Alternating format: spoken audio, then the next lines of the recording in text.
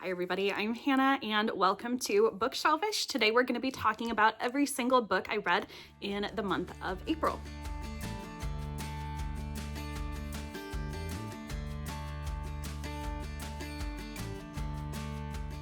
Okay, so typically I start off with these videos by going through a couple of stats from one of my favorite book tracking apps, which is Storygraph. The Storygraph? I think it's The Storygraph. Hang on, I'm gonna turn my phone and computer on Do Not Disturb because we're doing important book business over here. So let's start with moods. My most commonly read moods are emotional, adventurous, dark, and tense. I like to keep it light and positive over here, friends. And then following that is mysterious, lighthearted, hopeful, funny, sad, relaxing, reflective, and inspiring. So soothing books are not going to be really dominating this space. Pace, I had 14% slow, 82% medium, and 5% fast. This is quite a bit more slow books than I feel like I usually have, but I also read 22 books this month, which is a lot higher than I have been reading, and mostly that's due to me really embracing my tandem reading life with like every single physical book I read. I've been listening to the audio at the same time as I follow along, and I feel like it's made me read faster. I feel like it's helped me focus more and really like retain what I'm reading. Although I say that and I'm about to tell you about 22 books and I probably won't remember much about a lot of them. Anyway, page number. 5% were under 300 pages, 73% were between 300 and 499 pages, and 23% of my books were 500 plus. I read a lot of chonkers this month, but honestly, this is my best month of reading, I think, in quite a long time, so I'm excited to get into that. I read 100% fiction. I have been going on a nonfiction, like, faith reading journey that kind of grounded to a complete halt after I injured my back in March. I don't know when this will be posted because I have such a huge backlog of videos that I need to get up. I couldn't really sit up for a solid 3 weeks without like excruciating pain. And so it was hard to do my Bible reading because I like to like really be in it, and I feel like I couldn't concentrate if I just listened to it on audio. Same thing with my spiritual books that I kind of had lined up. So we'll get back to that hopefully in the next couple of weeks here, but that's a very long-winded explanation of why my nonfiction category is non-existent this month. Next, we've got genres. How I do this, 12 for romance, how I do 9 for contemporary, I'm going to go 7 each for young adult and fantasy, I read 4 dystopian, I'm going to try to keep it like cute, short, 2 science fiction for this one, just because there's so many books to get through, and I don't like it when my videos quite a big spread this month. I feel like length just because not like I am less likely star to watch YouTube videos that exceed 30 minutes in length, 5-star reads, I feel like 8 it would be 4-star reads of me to be like 7 3-star videos, and that was it. There wasn't a single 2-star or below, which to me means that I liked pretty much every single one of the books, which I did start reading in March. If I don't like a book, I'm giving it 2 stars. 3 stars to me is like, this is a good book. It's not going to be one of my personal favorites, but like I would still feel comfortable recommending it to other people in A Song of Ice and Fire, otherwise known as the Game of Thrones for some reason. 4 stars, like I really love the book. It just didn't hit that like 5-star. This is my first time reading this book. I've read 5 stars. The prior 3 A Song of Ice and Fire books. So before I watched their corresponding seasons on the show, but then I just got sucked into the show so much that I stopped. But that was in like 2017 maybe. And so now that I'm going back through these, I am determined to read everything that they have out. There is one more book after this one that's out. I still don't own it yet. So that needs to be, I have it on a list of like, if I ever show up in a bookstore again, here's what I'll get. And I only say that because I'm trying really, really hard to bring my TBR down this year instead of just racketing it up more and more and more. So anyway, Feast for Crows. I really like this one. I listened to it on audio and read the physical book, but this one ended up being mostly on audio. I normally have a hard time doing like pure audio with new to me fantasy just because I'm such a like visual girl. Like I like seeing the names. I like following along on the map. I like knowing how to spell stuff. But because I have seen the show, most of the character names and places are all familiar to me already. So it was easier. And it's the 4th one in the series. Easier to listen and know what was going on still. I ended up giving this one 4 stars because I did like it, but I don't think it hit me the same way that a lot of prior Song of Ice and Fire books did. And partially it's because I think it's kind of hard, honestly, once you've seen the show already, to go back and read the books and have the same level of investment, particularly for the later books where the books are doing something pretty different than the show. And that's no shade on either the show or the books. It just, I don't know. I think I kind of wish that I had read the books just by themselves without seeing the show at all. And then I think I would have appreciated both on their own more. Because right now I feel like I like the show better than this book. I like season 4 of the show better than this book. But this one has elements, because the timeline's all screwed up, of seasons 3, 4, and 5, even though this is book 4. That's where we're at with that. That is A Feast for Crows by George R.R. Martin. Next, we have Everland by Wendy Spinell. This was a gift to me from my mother, who read it and then just asked if I wanted to read it, and I said sure.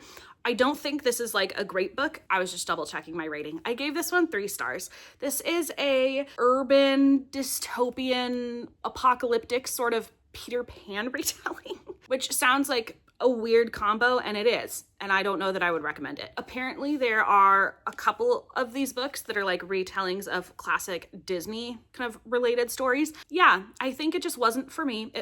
It's middle grade, but felt kind of younger YA, I would say. Yeah, I didn't like it. And because I didn't like it, obviously a lot of details have not stuck with me. So I'm gonna go ahead and say this is a no from me. Next up, we've got Factory Girls by Michelle Gallen. I actually liked this one. I think I ended up giving it 3 stars. 3 stars as well. This is about a bunch of basically like low-income girls who work in Northern Ireland for a factory, just trying to make money to like get by, save up for school, whatever, over the summer. The setting was probably the most interesting thing about it. I just didn't really care about a lot of these characters, and I felt like the story was a lot about them trying to like buck the system by like working within the system, and they have a really like gross, creepy boss who would like pay them more if they were giving him sexual favors and like all this stuff that just was kind of icky to read about. I still think the concept was interesting because I have not read a book that's set in Northern Ireland in the 90s at any other point, and there was a lot of like civic unrest and all that. So yeah, I don't know. I don't think I would recommend this one either, but I gave it 3 stars. The writing was really good, and I think this highlighted some important issues that I didn't know about previously. 3 stars. I kind of started this month, I'm realizing, with like not a lot of bangers, and then ended with a lot of bangers. This is 7 Deadly Thorns by Amber Hamilton.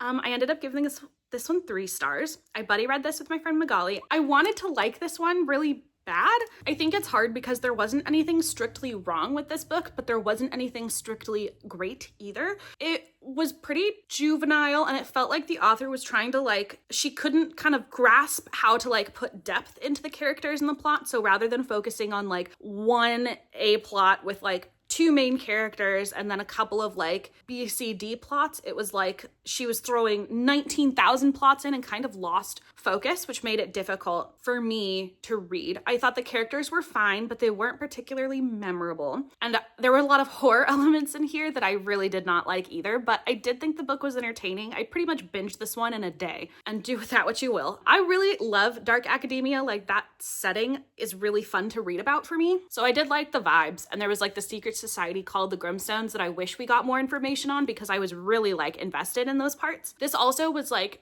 technically a Snow White retelling, but it had like Dramini coded vibes. And so there's a lot of pieces here that should have worked really well. So I'm disappointed that kind of all together it fell pretty flat for me. I think if you are a fan of Nightshade, you should try this one because I think I had similar problems with both of them. So if you liked one, you'll probably like the other. That is 7 Deadly Thorns by Amber Hamilton. Next, we've got a banger. This is Passion Project by London Sperry. I had pretty low expectations for this one because I haven't seen a lot of people read it. This was 5 stars for me. I absolutely love this one. I feel like London Sperry is a mix between like Cara Bastone and Abby Jimenez with a splash of Catherine Center, which makes her one of my new favorite romance authors because I love all 3 of those ladies and I feel like their stories do something a little bit different. So having something that kind of combined all of those elements really worked for me. I loved these characters. One thing about me is that I love a single POV in a romance. I feel like all of my favorite romances, or a lot of my favorite romances, feature single POVs rather than dual. And I think that's just because I love the MMCs more when I'm getting to know them through the FMCs eyes rather than being in their actual head, because I don't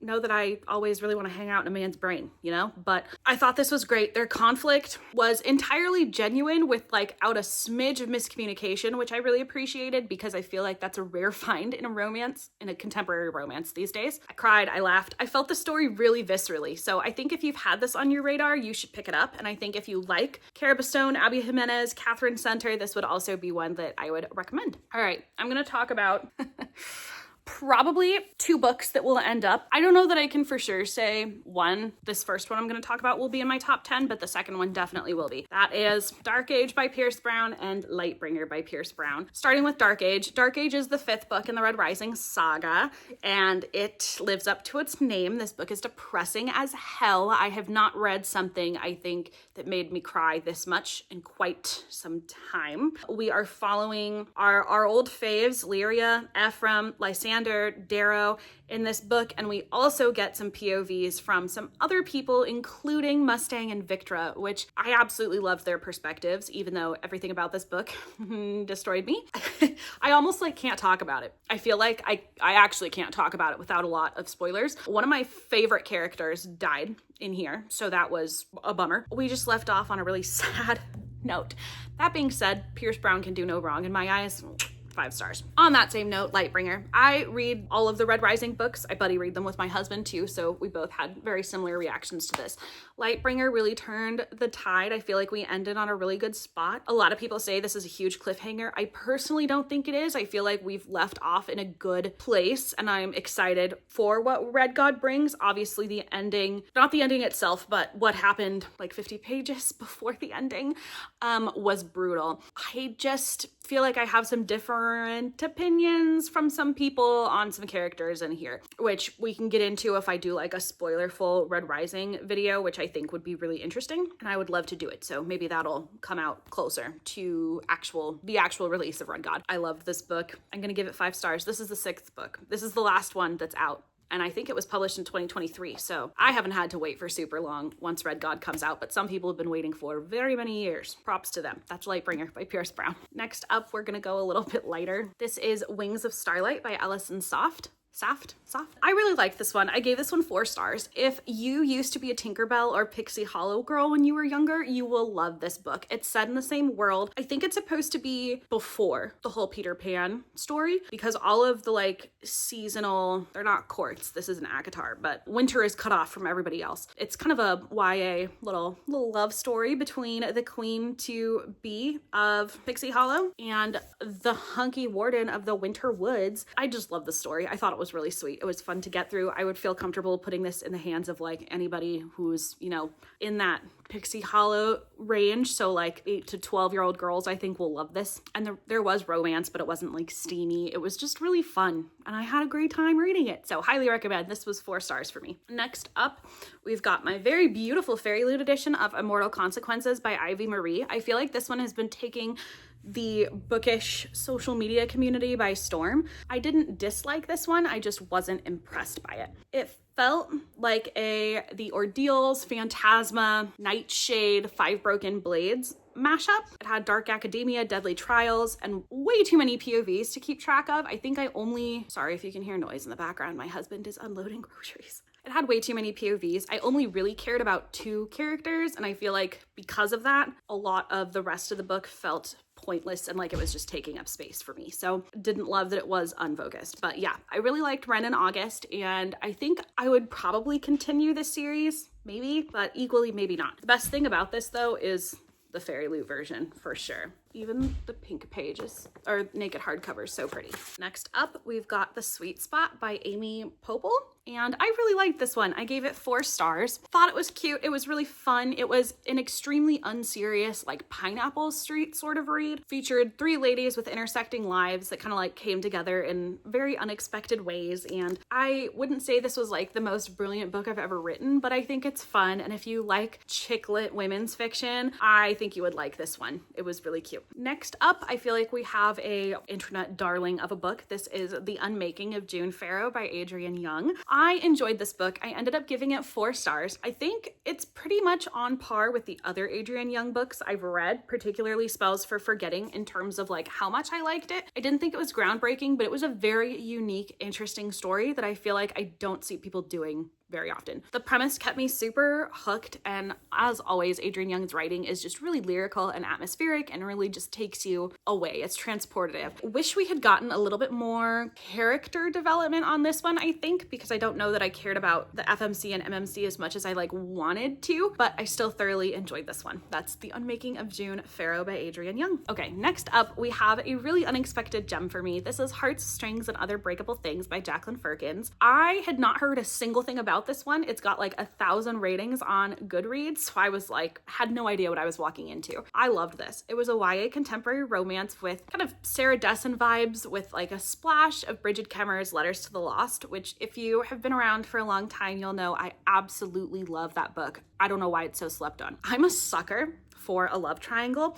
and this one very much had the dynamic that Grayson and Jameson from the Inheritance games had. They weren't brothers, but just those same personalities. I'm very picky about YA contemporary romance, and I feel like this one just hit the spot. The only thing that really like irked me about it was that I think she picked the wrong guy at the end, but that's just me. And I really enjoyed this one. I think it's fun and it's a good time. It feels like a coming of age story. It all takes place the summer before she leaves for college. I would highly recommend this one if any of that sounds interesting to you. I gave it 5 stars. Next up, I've got another kind of crowd favorite that unfortunately I think really just didn't work for me. This is The Ornithologist's Field Guide to Love by India Holton. I am not a Regency romance girl, and I think I keep trying to become one because I like the idea of being one, but it just never hits for me. I didn't dislike this book. I did think it was fine. I think major issue with this one is that there's a lot of like slapstick humor, which a lot of people were like, oh my gosh, this is so witty. And I was like, when does the wit start? Because these are just dumb jokes, which I know is kind of harsh. And I'm so sorry. But yeah, I don't do slapstick very well. It's very hard for me to find comedies too that I really love. The writing was great. I thought the story was fresh and unique. I liked the like ornithology angle, and I thought that was used enough to make this book memorable for that reason. The FMC's personality kind of like grated me at times, but generally I did think this book was great, and I'm bummed that I didn't like it more. So that's 3 stars. It's The Ornithologist's Field Guide to Love by India Holton. Next up, I think I have another unpopular opinion. This is Great Big Beautiful Life by Emily Henry. And the reason I think my opinion is unpopular is because I absolutely loved this book. I think so many people were expecting it to just be the same as all of her other books and were like, wow, this is such a departure. I honestly didn't think it was much of a departure. I think it still has the same like classic Emily Henry style that we all love. And I think adding in an element that wasn't strictly focused on the romance was really interesting. And I think it's great that she tried something new. I thought it worked really well. I feel like a lot of people say this is like a worse copy paste of Evelyn Hugo. I personally like this a lot better than Evelyn Hugo, mostly because Evelyn Hugo drove me crazy as a person. So I really like this one. I gave this one 5 stars. I think it's probably my 3rd favorite Emily Henry. And I think Alice is my 2nd favorite FMC of Emily Henry's, behind only January, because I feel like January is my heart and soul. I loved how like frustrating and intriguing the conflict was in this book. I really liked Hayden too. So there's a lot to love in this book for me, and I think that the haters are just being haters. That's Great Big Beautiful Life by Emily Henry. Next, we've got The Gracier by Kim Liggett. I ended up giving this one 3 stars. I didn't love it. This is a situation where I don't think I liked it, but I couldn't stop reading. It's sort of a dystopian Scarlet Letter meets Lord of the Flies with girls. So before coming of age, these girls are forced to go away for a year, which is their grace year, to like an undisclosed location in the middle of the woods to get rid of their magic, which I don't think actually exists. But they also have to like not get killed by all these poachers circling their encampment. Why there's poachers there, your guess is as good as mine. And everyone starts going crazy because they're literally like fighting for their lives, and they think that they have to expel this magic that they think they have, but I don't think that they do. Our FMC is honestly pretty stupid, but you know, she's hotter and better and smarter than everybody else. So of course, when she does stupid things. Nothing goes wrong and she finds a poacher that ends up falling in love with her and all this stuff. So I think this book was supposed to be about feminism and like questioning authority, but for me it seemed to be more of like an expose on why men shouldn't be in charge and definitely shouldn't be trusted to like manage campsites. That being said, I do generally like the writing, and I think the author probably did accomplish like what she set out to do. I just didn't really like what that aim was. And it is technically YA, but I felt like there was a lot of like very gratuitous violence in here, which I typically don't do well with. And I've been on sort of like a dystopian kick, so I thought I would like this one more than I did, but I would say this is like firmly in the nope category for me and will probably be going in my LFL. That's The Grace Year by Kim Liggett. Next, we've got another recent crowd favorite, and that is The Correspondent by Virginia Evans. I feel like I have a very soft place in my heart for this book now. This story is so tender and heartfelt and authentic and like quietly profound, and I feel like everybody's talking about this book, so I probably don't need to get into it as much, but I really like epistolary novels, and so this one was no exception for me. Sybil's life and those that were in hers like paint such just a beautiful picture of the lies and the truths we tell ourselves, and I related to Sybil a lot as an adoptee, and I really enjoyed that storyline and finding like your roots, and I just really love this one. I finished it in about a day and a half and immediately sent a copy of it to my grandmother. She finished it within a day after she got it, and it just sparked a lot of really good conversations between the two of us, and I am so thankful for stories like this one. Getting choked up. Read this book. Next, I'm not going to spend a ton of time on this one because this was our podcast's book club pick for April, and we'll be posting soon our whole book club episode on this, but this is The Nightingale by Kristen Hanna. I feel like everybody and their mom has read this one before I read this one, but I really enjoyed it. It was 5 stars for me. This is another one that I don't think I can think about for too long or else I'll start crying. I would say this is my second favorite Kristen Hanna, behind only The Great Alone, because I love The Great Alone. And I've only read like 4 or 5 of her books so far, so subject to change, but this one was excellent. Next up, we've got A Dark Forgetting by Kristen Ciccarelli. I am such a big Kristen Ciccarelli fan ever since Heartless Hunter. I will say I don't think that this one rose to the top the way that Heartless Hunter did for me, but I still really enjoyed it. I think Kristen has a really like simple, straightforward way of world building, and her writing is great because it's not too complicated. It's kind of the reverse of what I was talking about with Seven Deadly Thorns and Immortal Consequences, where I feel like she's really good at creating depth, and because of that her stories feel very focused. Things aren't too complicated, they're easy to follow, but you're still very like entranced. That being said, like conceptually I didn't love this plot because it was basically like fey American Idol, but the loser gets executed, and also some Beauty and the Beast, which like feels like it would be very chaotic. But I really did like it. I really liked the characters. I thought there were quite a few like twists in here, but the outcome ended up working really well. Yeah, I recommend this one if you like romantasy, and I think the orange spreads are beautiful. All right, we are getting towards the end here. Next up, I've got Archer's Voice. This has been on my TBR for so long. Another one that used to be like a book talk darling way back in the day. I didn't hate it. I just felt like it was very insta-lovey for me, and I feel like I would have enjoyed this one probably more if I was earlier on in my reading journey. So that's Archer's Voice by Mia Sheridan. I gave this one 4 stars. Next up, I'll talk about these two together and then separate them. So I read Twisted Love and Twisted Games by Anna Huang. This one was fine. It was probably one of the dumbest books I've ever read. Genuinely, like, stupid. I gave this one 3 stars. I still enjoyed reading it. I just will never read it again. And this one I actually really did like. I gave this one 4 stars. I really liked the princess bodyguard aspect. I thought it was entertaining. Again, not gonna win a Pulitzer, but that's not really what it's setting out to do either. So I'm currently, well, I just started Twisted Hate this morning, so we'll see what I think. And last but not least, trying to wrap this up for you guys, is Dragonfly and Amber by Diana Gabaldon.